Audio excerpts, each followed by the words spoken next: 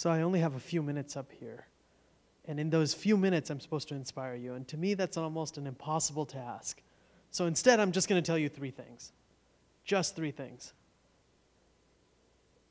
Before I get to those 3 things, however, a couple of graphs. I couldn't help it.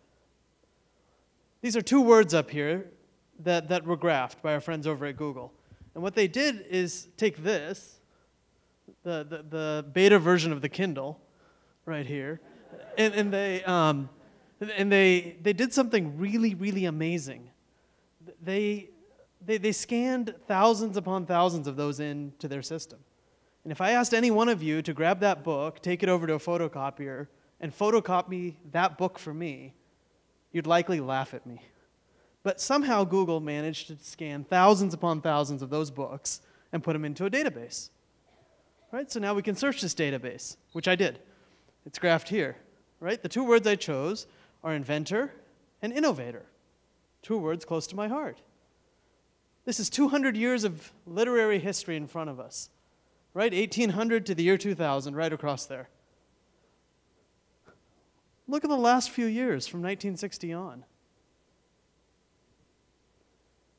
We could see this in another way. Let's add another word to the mix. Right? Let's add the word invention to the mix. What do we see again?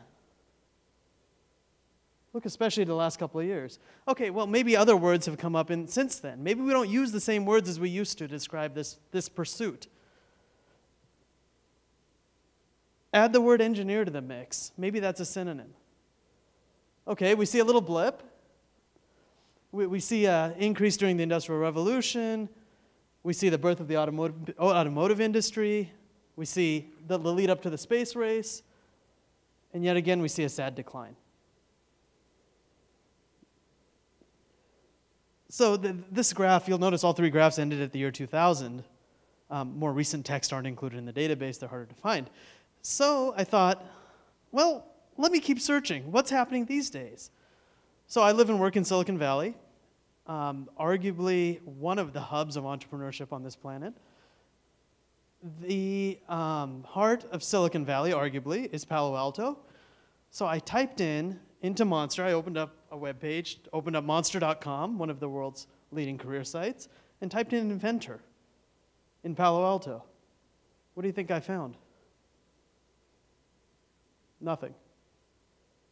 Now, this can't be true, right? It just can't be true. I've developed technologies in 5 different industries, and the way we do that, right, is kind of a rigorous process. I didn't go to graduate school to become an inventor. It doesn't say that on my resume. I certainly did go to graduate school.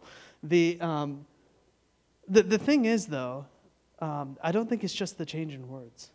I think there's something fundamentally different happening, right? Which brings me back to my 3 things. I think the modern inventor is something very, very different. So if I ask you right now to close your eyes and to envision an inventor, what do you think?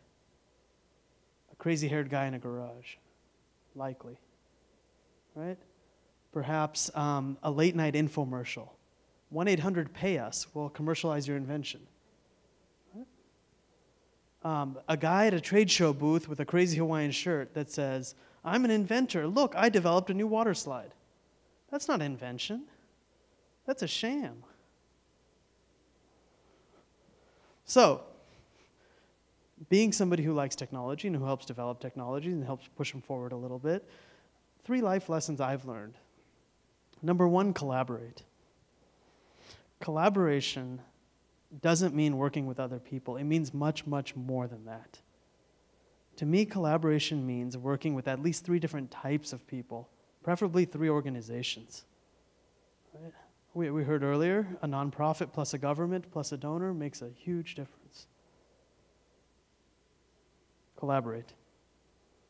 Number 2 on my list, be bold. Pick challenges that are worth working on. The world doesn't need the 753rd social media site. Pick something really big. At Singularity University, where I teach, we say very optimistically, go for a global grand challenge. That's water, education, poverty. That's great. At Triple Ring, where I work, we call it hard work. Just go for something big, though. You're smart, talented people. Pick an appropriately large project.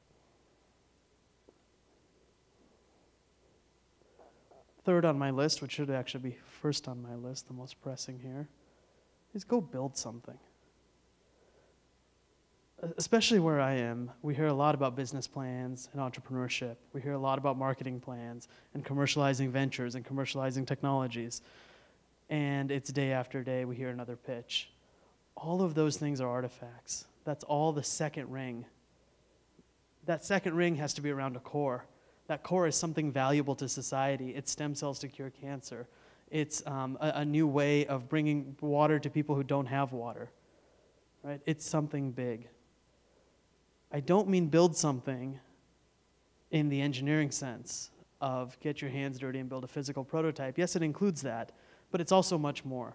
You can build a new experience. As we heard many times over, you can reimagine education, right? All of those are aspects of building something. So I'll leave you with one parting thought. Go make a difference. Thank you.